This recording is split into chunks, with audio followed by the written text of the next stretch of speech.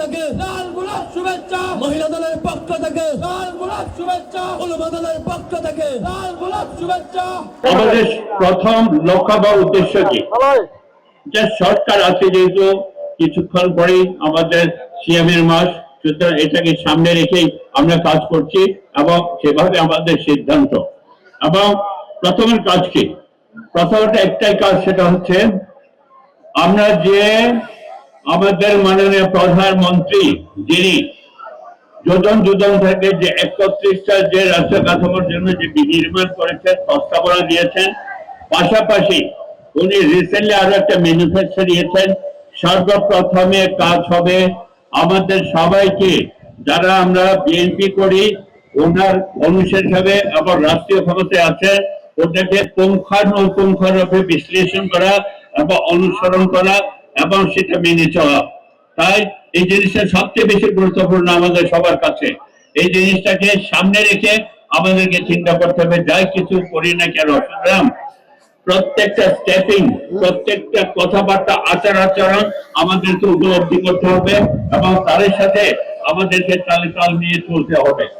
এবং পাশাপাশি আমি যেটা মনে করি, বাংলাদেশের 1.5 বৃহত্তর পার্বত্য অঞ্চল, তার সাথে এক অংশ হচ্ছে বান্দরবন পার্বত্য অঞ্চল। সবাই জানে আমরা সার্বিকভাবে পশ্চাৎপদ, শিক্ষার ক্ষেত্রে হোক, স্বাস্থ্যের ক্ষেত্রে হোক, জীবন জীবিকার ক্ষেত্রে হোক, প্রতিটি ক্ষেত্রে সকল জনগোষ্ঠী আমরা অনেক বেশি পিছিয়ে আছি। তাই আমাদের উচিত হবে রাষ্ট্রীয়ভাবে যে পলিসি আছে, রাষ্ট্রীয়ভাবে যে যে সমস্ত দিক নির্দেশন আছে, সাথে সাথে সংগতিপূর্ণ আমি যেটা মনে করি, আমরা যেটা মনে করি, আমি অলরেডি এর ভিতর প্রত্যেকের সাথে কথা হচ্ছে এবং আমার কিছু পয়েন্ট আজকে জাস্ট অ্যাটেনশন ড্র করছি যে আপনাদের সুবিবেচনার জন্য। প্রথমত হচ্ছে আমরা যে জিনিসটা মনে করি, প্রথমত হচ্ছে আমরা সকলেই জানি, কমন ভাবে বলি, কি বলি, পানির অপর নাম জীবন। পানির অপর নাম জীবন।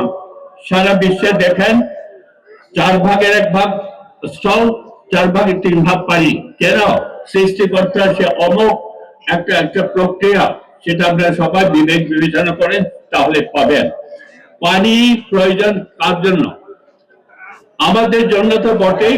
এখানে পরিবেশ, প্রকৃতি, গাছপালা, জীবজন্তু, জানোয়ার, কীট পতঙ্গ, যত ধরনের বিশ্বে যত ধরনের জীবিত হোক, যে অঞ্চল থাকুক, সে সবচেয়ে জন্য পানি দরকার। পানি ছাড়া মানুষ অচল। সুতরাং এই পানিটাকে বৃহত্তর পার্বত্য অঞ্চলে পানি দিন দিন কমিয়ে যাচ্ছে। সারা বাংলাদেশেও পানির একটা ক্রাইসিস আছে এবং সেটাকে সবচেয়ে বেশি প্রায়োরিটি আমরা বান্দরবান পার্বত্য দেবার চিন্তা করব। কেননা অনেক জায়গা আছে 2-3 মাস 4 মাস পানি টোটালি পাওয়া যায় না। সেটা পানিকে আমাদের সেটাকে সেভাবে আমাদের প্ল্যান করতে হবে। আমি এখানে রেসপেক্টিভ উপজেলা থেকে যারা আসছেন, এলাকা ভিত্তিক আছেন, সেটাকে একটু খেয়াল রাখবেন। ফার্স্ট প্রায়োরিটি হওয়া উচিত। সেটার সাথে সবকিছুর সম্পৃক্ততা আছে।